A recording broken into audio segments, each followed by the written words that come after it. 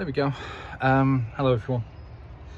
It's about 9:15 on Wednesday evening, and this evening there was a meeting in North Warwickshire Borough Council, and I always do a video report on that. If this is your first time, just so you know, North Warwickshire Borough Council is a borough council that deals with the mid-level of local government. It doesn't deal with the big ticket issues like highways and things. It deals with planning and waste and leisure. It's a Conservative-led administration, nominally a minority administration, but they've had clear control with the support of a couple of independents for quite some time. I'm an independent who isn't part of that group. I sit outside. I don't believe in party politics at a local level.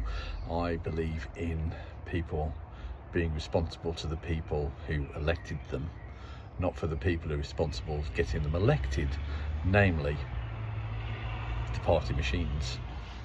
That sounds like some kind of massive conspiracy theory. It isn't, but it's just the fact is that it takes a lot to get elected. It takes a lot of resource, and it takes a lot of time and effort, and party infrastructures enable that to happen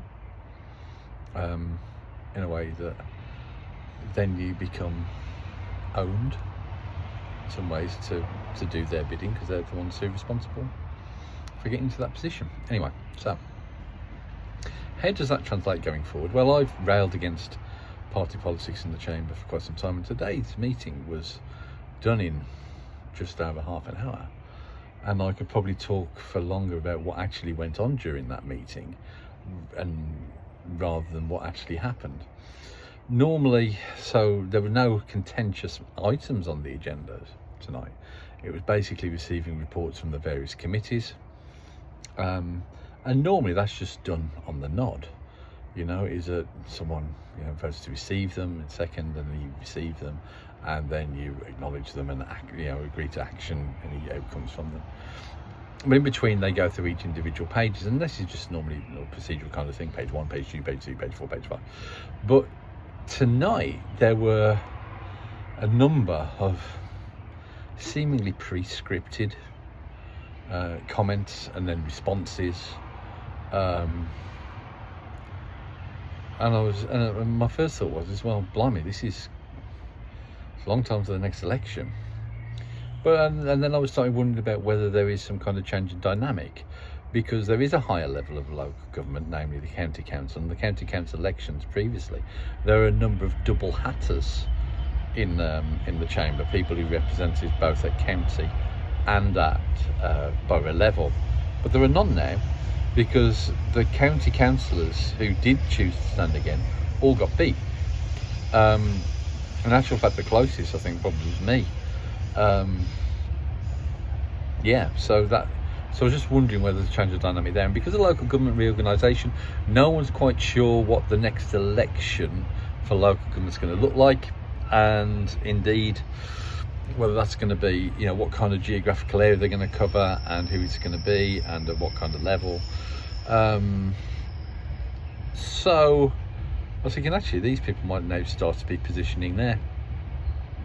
And so, it was fairly tedious. I thank the committee for doing this and supporting the local football club. And yes, isn't it wonderful? It's really, really good on that. I'd like to thank the committee for this. Yes, it's really, really good on that, isn't it? Blah, blah, blah. And then we got into planning. And then the leader of the council, who, if he isn't auditioning for the role of, for the next prospective parliamentary candidate, because that's seemingly what he seems to be doing all the time. He described the changes in planning legislation as undemocratic. I think it was undemocratic. Was it anti-democratic? I'll have to go and check the recording. But you get the idea. And it was a point that's been made purely for party political purposes. If you actually wanted to have the debate saying, I have a real concern about the lack of local voice and the lack of local control over planning issues, fair enough. But the fact is that this government got elected on its manifesto. We're a representative democracy. They did talk about changes to planning legislation, and therefore with greater control being given to officers, or to follow things there to try and slim down the process. And that's democracy. It's not anti-democratic. You might feel that, like I say, is that if you want to argue the point that you think there should be greater local control over planning issues, fine, let's go and have that discussion. If you feel that actually there's a greater value in local democracy than in national planning legislation frameworks, fine, we can have a discussion. To turn around and say this government's undemocratic, well, sorry for getting too technically, but that's bollocks. It's following democratic procedure. Their election was more recent than ours, so that doesn't actually. You might not like it, you might not think it, but you're in a position of significant trust, and there is really, really strange narratives around democracy at the moment, and strength and truth, and such statements are really unhelpful. I'm not going to turn around and say that I will blindly follow whatever government's in charge. It's that I demonstrated against the last government, but I demonstrated on it when they broke the law, when they followed the strictures around the proroguing of Parliament. Is that you have to follow the law when you're in charge. If you want to change it, especially when you've got the ability to change it, it's you have to act within the conventions of the country in which you live and which you serve.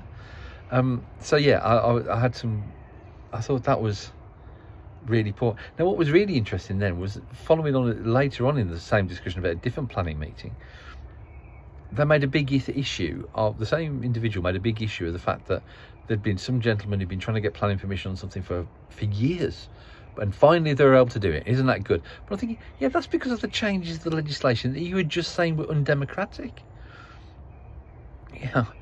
And there seems so many inconsistencies that you could drive a bus through, and people should have the right to do what they want with their own property, but we're not going to allow that. We're really, really concerned about this, but we're not really, really concerned about that, and yet we're concerned about this, but not that, and then that, but not this. And it's just like, you're saying these things purely to be objectionable, or purely to appeal to certain individuals, or are those individuals that you're seeking to appeal to, are they in central office? And I'm not saying that the opposition here are not guilty of such things, but they were largely silent tonight, thankfully, because I have to say, this party politicking is really tedious, because I don't know who you're doing it for. Where's the audience? I've probably got a bigger audience for this than they're going to get for that meeting, and my audience is tiny, so I don't really know why are you bothering.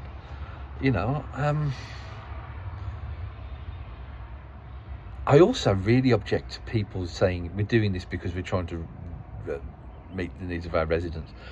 They only care about the needs of the residents when they're trying to add grist to an argument that they're having anyway. It's the need. No one's considered the needs of the residents of this ward ever. not in the last few years, at that kind of level. No one actually comes to engage with us to try and see what the people around here actually want. No one from,